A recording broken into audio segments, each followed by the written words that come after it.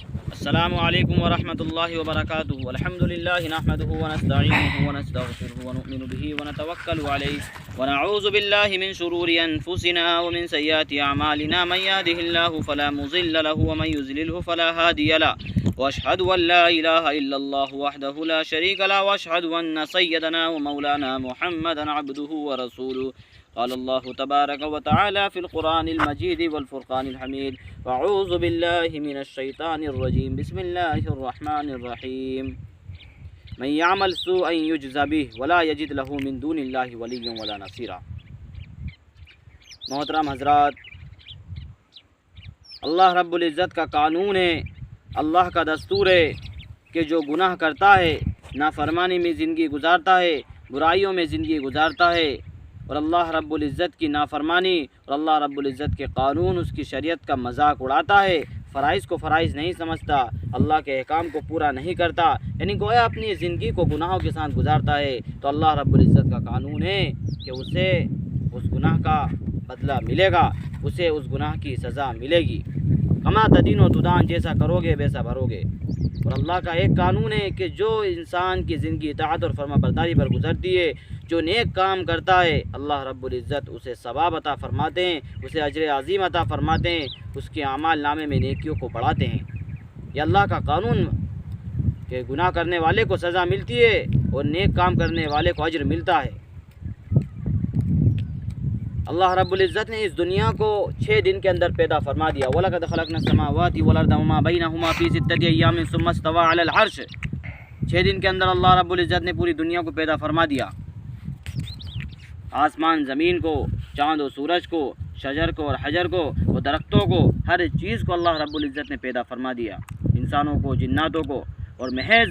انسان کو کس لیے پیدا فرمایا؟ وَمَا خَلَقْتُ الْجِنَّ وَالْإِنسَ إِلَّا لِيَعْبُدُونَ۔ اللہ رب العزت نے انسان و جنات کو اپنی عبادت کے لیے پیدا فرمایا۔ اب انسان جب اس دنیا میں آیا ہے تو اللہ رب العزت نے انسان کی رہنمائی کرنے کے لیے، انسان کو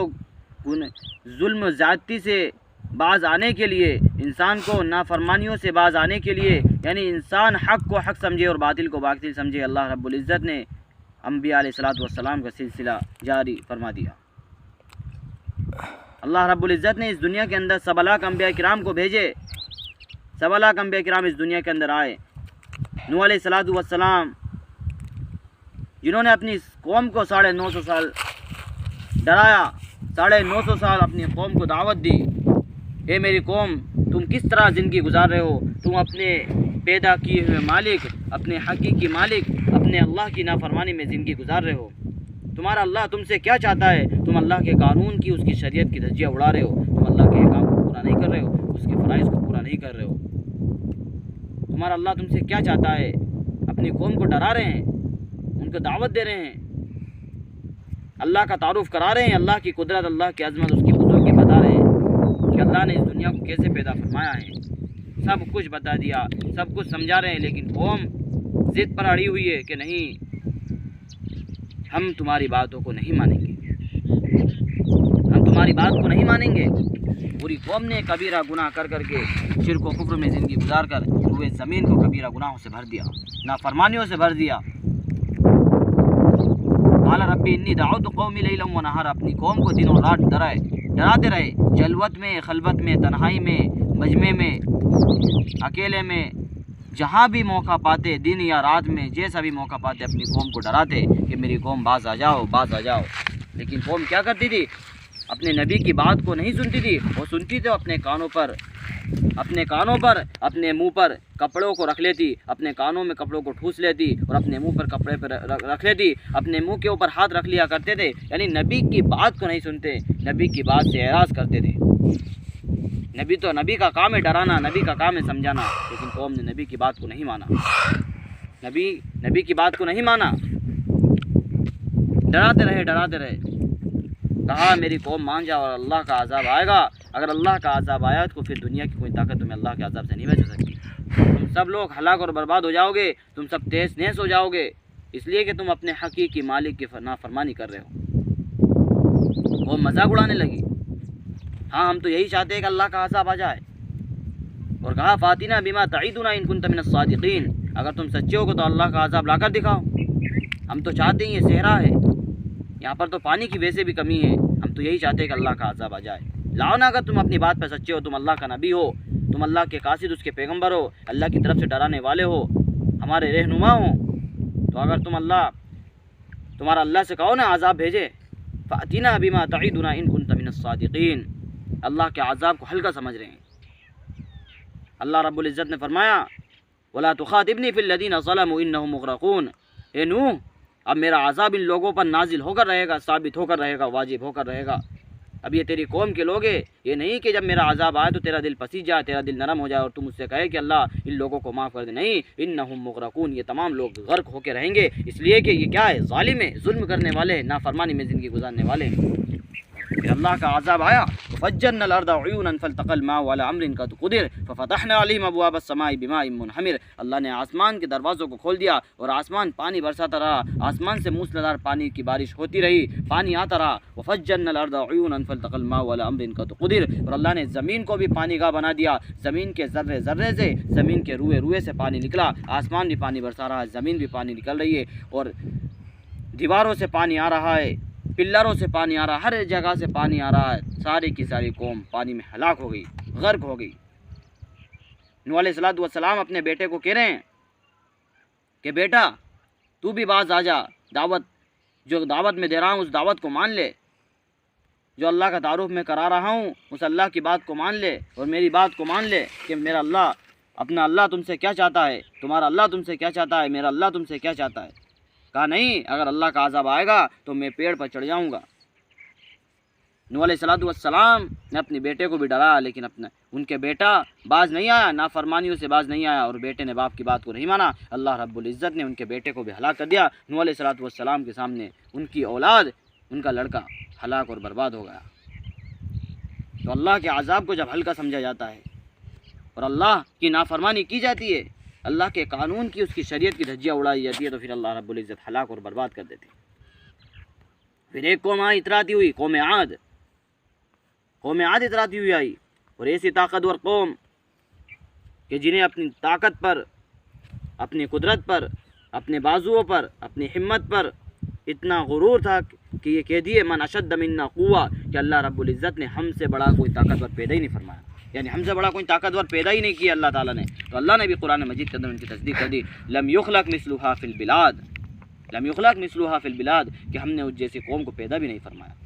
اتنی بڑی طاقتور قوم کہ 60 ہاتھ لمبے ان کے سر ہوا کرتے تھے، اتنے لمبے ان کے قد ہوا کرتے تھے، اور 60 ہاتھ لمبے ان کے قد ہوا کرتے تھے، اتنی لمبائی وہ ہوا کرتے تھے، اور ان کی اتنی ہی چوڑائی ان کی ہوا کرتی تھی۔ ایسے لوگوں کو اللہ نے پیدا فرمایا ہے، لیکن کیا ہوا، نافرمانیوں میں زندگی گزار رہے ہیں، اللہ کے ایسے کام کر رہے ہیں، ایسے اعمال کر رہے ہیں جس سے اللہ ناراض ہو رہا ہے، اور نافرمانی، اور ظلم، زیادتی، اور کبیرہ گناہوں میں، اور شرک و کفر میں اس طرح کی زندگی گزار رہے ہیں کہ پھر اللہ رب العزت نے اپنے نبی کو بھیجا۔ ہود علیہ السلام آئے اور اپنی قوم کو ڈرایا، اے میری قوم باز آ جاؤ، باز آ جاؤ، لیکن قوم نے وہی مذاق اڑایا جس طرح نوح علیہ السلام کی قوم نے مذاق اڑایا تھا۔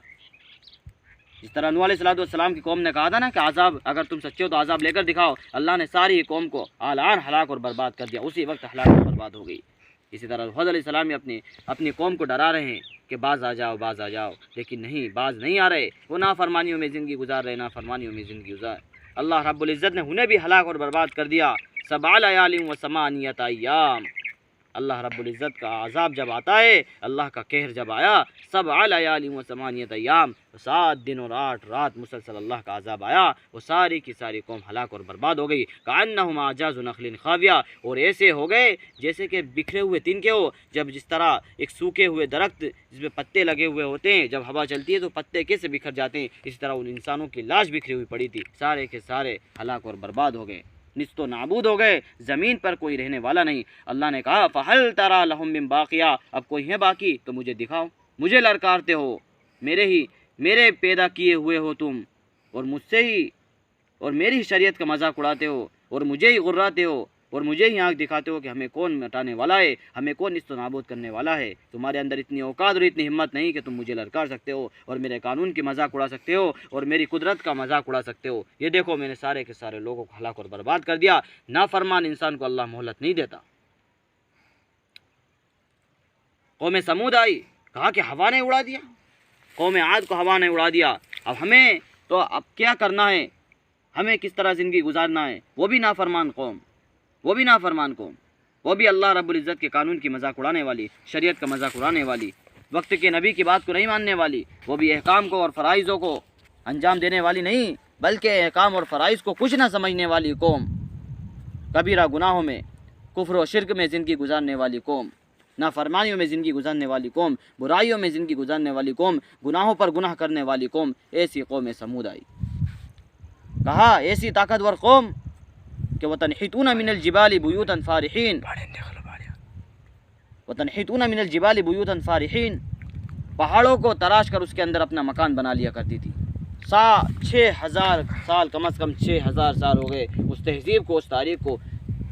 کم سے کم مدینہ سے 300 یا 400 کلومیٹر کی دوری پر ہے وہ جگہ قوم سمود جہاں پر آباد تھی، پہاڑوں کو تراش کر اس کے اندر مکان بنا لیا کرتی تھی کہ اب ہم یہاں کو، ہمیں کون مٹا سکتا ہے، ان پہاڑوں کے اندر ہم اب زندگی گزاریں گے، ہمیں کوئی نہیں مٹا سکتا، ہمیں کوئی ہلاک نہیں کر سکتا، ہمیں کوئی نہیں مار سکتا۔ وقت کی نبی کی بات کو نہیں مانا، اللہ کے عذاب کو نہیں سمجھا، نبی ڈرا رہے ہیں کہ اللہ کا عذاب آ جائے گا، تم سے پہلی قوموں کو اللہ رب العزت نے ہلاک اور برباد کر دیا۔ اگر تم اس کی باتوں کو نہیں مانو گے، تم اس کے احکام کو پورا نہیں کرو گے، اللہ کا تعارف نہیں سمجھو گے، اگر تم جس